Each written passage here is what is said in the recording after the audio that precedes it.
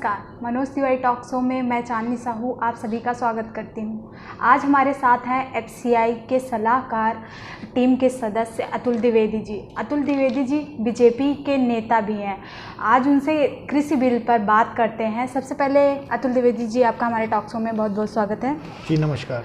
आप एफसीआई के सलाहकार पद पर हैं, तो आज भंडारण में कितनी समस्याएं का सामना करना पड़ता है, कितनी समस्याएं आती है आपके सामने? देखिए, भंडारण का कार्य उत्तरदायित्व तो भारतीय खाद्य निगम का है और जिस स्तर पे भंडारण की आवश्यकता है उस स्तर पर इंफ्रास्ट्रक्चर की कमी है।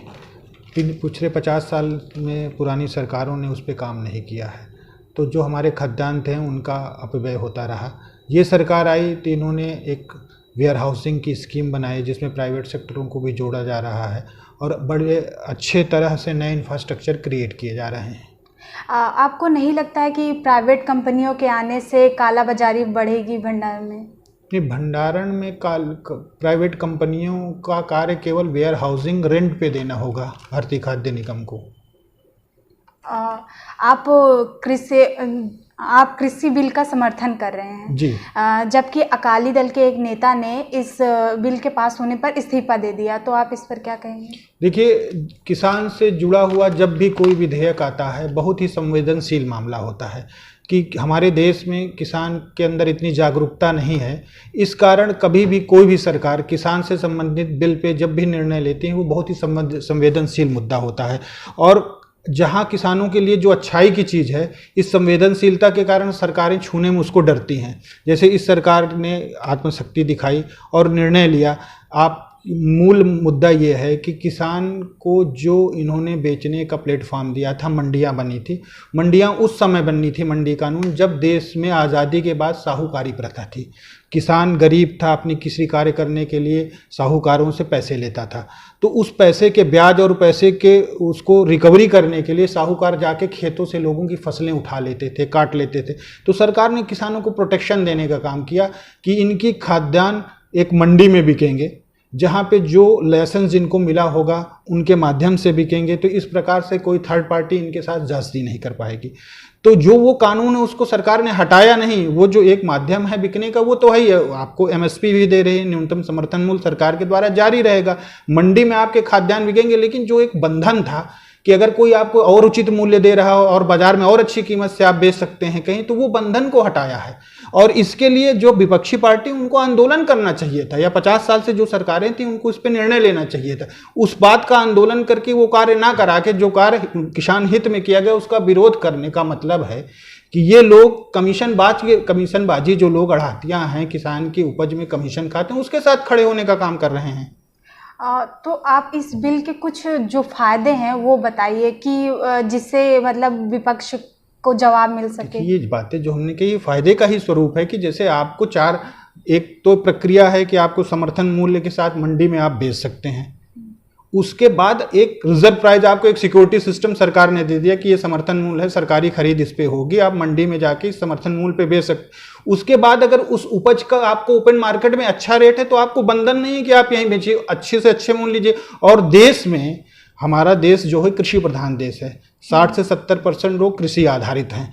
तो कृषि को जब तक आप प्रॉफिटेबल नहीं बनाएंगे, 50 साल के बाद अगर हम इस बात पे ही निर्भर रहें कि बारिश होगी तो किसान की फसल अच्छी होगी, और अच्छी बारिश हो जाएगी, फसल अच्छी हो जाएगी, तो किसान को उसका उचित मूल्य नहीं मिलेगा।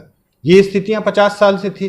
जो सरकार ने किसान के आय को बढ़ाने के लिए काम कर रहे हैं, उन्हीं सापेक्ष में ये कदम उठाए जा रहे हैं जिसकी मांग करनी चाहिए विपक्ष पार्टियों को। और उसको अगर बिना मांग के सरकार ने आत्म निर्णय लिया है तो उसके साथ खड़े होना चाहिए था, ना कि उसका विरोध करना चाहिए। आप बिचौलियों और कमीशनबाजों के साथ खड़े होइए। आप अच्छा ये बताइए कि किसानों के जो फसल का समर्थन मूल्य है, जब उन फसल का जो समर्थन मूल्य है वही नहीं होगा तो ज़्यादा दाम कैसे मिलेंगे? नहीं, एमएसपी हटाने की बात कहीं नहीं है। न्यूनतम समर्थन मूल्य फसलों का सरकार देगी।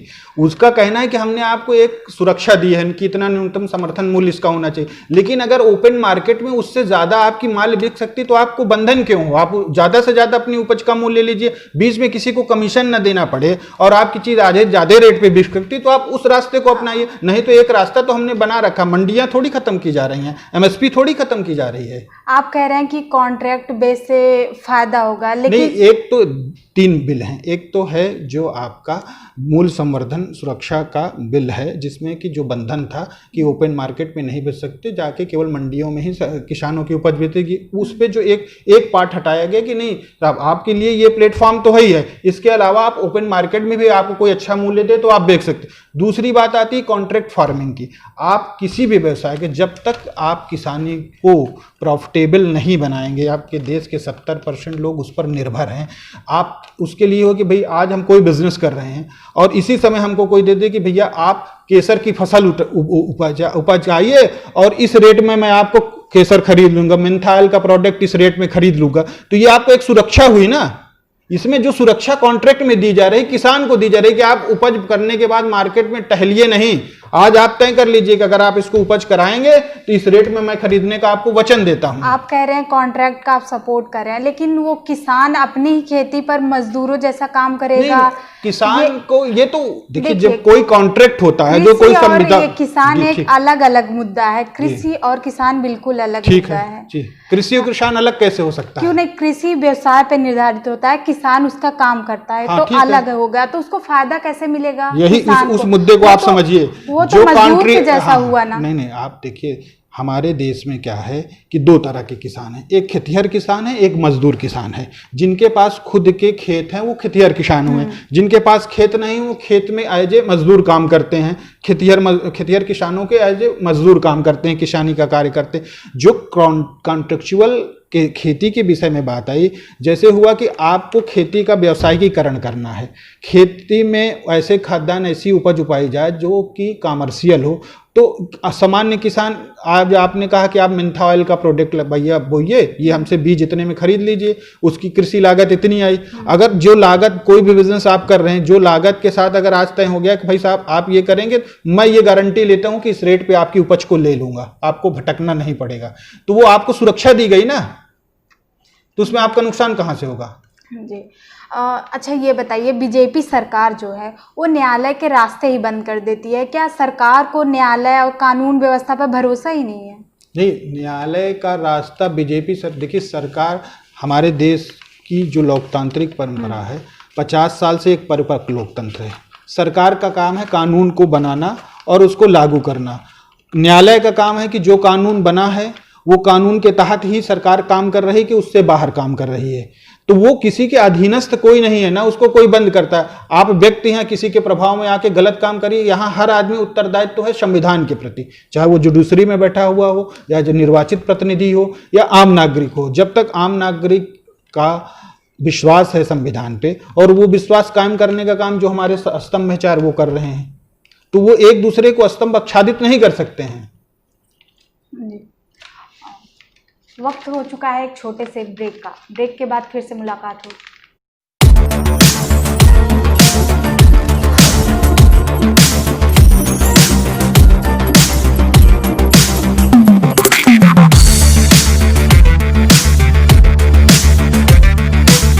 ब्रेक के बाद आपका एक बार फिर से स्वागत है। तो ये बताइए, जो मुक्त बाज़ार है उसमें किसान अपने उत्पाद को कैसे बेच पाएंगे? जो छोटे किसान हैं उनके उत्पाद कैसे बिकेंगे वहाँ पे? देखिए, जो हमारे यहाँ किसान की खरीद की प्रक्रिया है, किसान के उपज सरकारी खरीद होगी ना, सरकारी खरीद बंद हो रही है क्योंकि आपके देश में खाद्य सुरक्षा बिल लागू है। तो सरकार को अपने सार्वजनिक वितरण प्रणाली पीडीएस सिस्टम को रखना है, बफर स्टॉक रखना है, भारतीय खाद्य निगम है भंडार, तो सरकारी खरीद जिस प्रकार से आज तक किसान अपने खाद्यान्नों को, उपज को बेचता था, वो सारे प्लेटफॉर्म उपलब्ध होंगे। मंडियां उसी तरह चलेंगी, उसी तरह से सरकारी खरीद चलेगी, उसी तरह से उसको न्यूनतम समर्थन मूल्य। उसके साथ एक ऑप्शन दिया गया कि आप ओपन मार्केट में बंधे नहीं हैं कि इन्हीं माध्यमों से अपनी उपज को बेचिए। अगर आपको और अधिक मूल्य मिल रहा है और प्रॉफिट मिल रहा है, तब आप उस माध्यम को अपनाइए। क्यों कमीशन किसी को अपने प्रोडक्ट पे आप दीजिए? जिन किसानों के पास ज़्यादा ज़मीन नहीं है तो वो सामान जो है बाहर से ही खरीदते हैं, तो वो इतने महंगे सामान कैसे खरीदेंगे?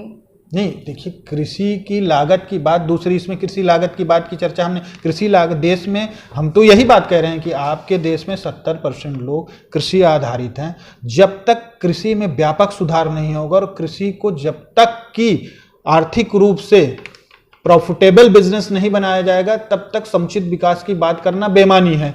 उसमें उठाए गए ये कुछ कदम हैं, अभी और व्यापक सुधार कृषि में होना चाहिए और होगा उसकी प्रक्रिया, लेकिन उसके लिए पक्ष विपक्ष को इकट्ठा होना होगा, प्रॉपर चर्चा करनी होगी और उससे जो अमृत मंथन निकले उस पर आगे बढ़ना होगा।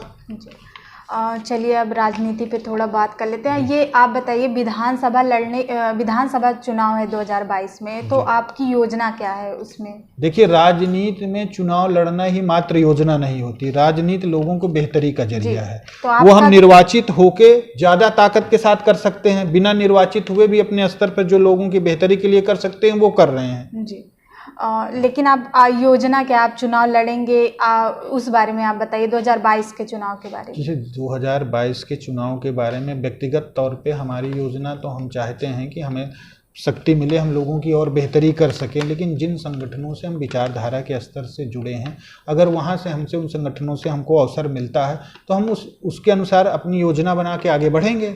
आप बीजेपी से चुनाव लड़ेंगे या फिर? देखिए, आप बहुत जो वर्तमान समय में राजनीतिक प्रणाली है उसमें भारतीय जनता पार्टी की विचारों के आसपास हम लोगों की विचारधारा मिलती है तो उससे जुड़े हुए हैं, लेकिन जब निर्वाचन की प्रक्रिया में हमें जाना है उस समय हम उचित अवसर, लोगों की भलाई, क्षेत्र की भलाई को देखिए कि जो उचित निर्णय होगा लोकहित में, समाज हित में, वो लिया जाएगा।